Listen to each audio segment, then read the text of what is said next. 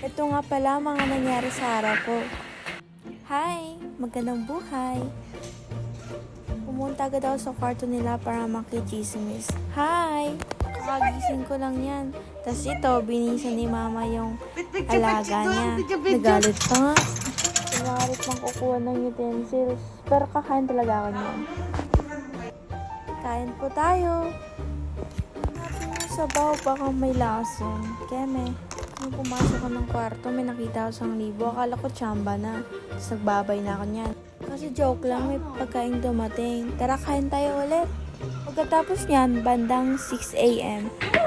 Nagtripan kong maligo. Binibiro ko pa nga yung bata eh. Tapos bigla akong tumalon. Tawa malala yarn.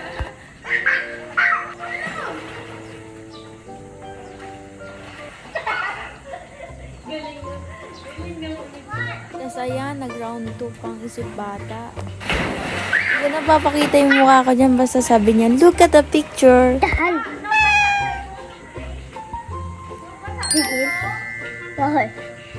Maraming salamat sa panunood. Hanggang sa susunod. Paalam!